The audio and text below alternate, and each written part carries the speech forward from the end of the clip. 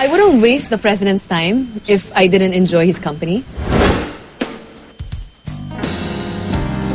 Sa pasinayan ng isang planta ng Korea Electric Power Corporation sa Cebu, nagkakilala sina Pangulong Noynoy Aquino at Korean TV personality na si Grace Lee. Nag-co-host si Grace sa naturang event. Yung Cebu, matagal na yun eh. I think June pa yun ng 2011, di ba? So after noon, hindi kami nagkausap or nagkita ever. Tapos nung dumating ang Korean president dito, inimbita nila ako sa Malacanang para magbigay ng speech. As a Korean living in the Philippines, syempre ako yung nag-represent, di ba? And then after that, na-interview ko siya for my radio show, one-on-one interview. And then after that, we saw each other in a dinner. New Year noong makatanggap ng tawag ng pagbati si Grace mula sa Pangulo. You know, he just greeted me, Happy New Year. Ganun lang. Dun na nagsimula. Ayon sa ulat ng saksi, kapwa ng umamin sina Pangulong Noynoy at Grace that they are dating.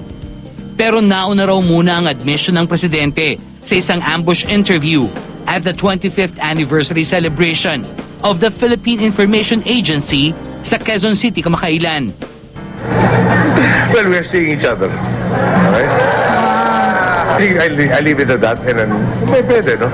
Baka meron, sa Constitution po natin may nakalagay na privacy.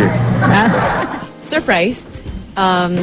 Kasi hindi ko alam na sasabihin niya yun this early.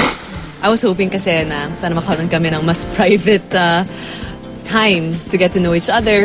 But I guess, you know, out of respect for me rin, siguro, nung tinanong siya ng reporter, sinagot na niya. Kasi lumabas na yung balita a week before that. At present, ano na ba ang estado ng pagiging malapit niya sa lider ng bansa? We're getting to know each other.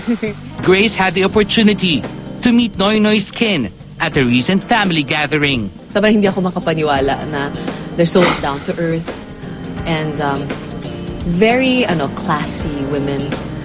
And it was an opportunity for me to learn more about him through the sisters. How about meeting Chris Aquino in person? I'm looking forward to meeting her.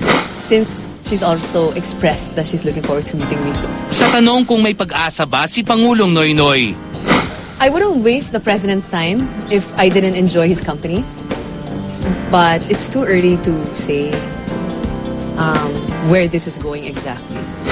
samantala, magkasama naman noong Huwebes ng gabi sina Pangulong Noynoy at Grace nang umattend ang anniversary celebration ng Manila Bulletin. Sumakay si Grace sa sasakyan ng Pangulo matapos ang naturang pagtitipon.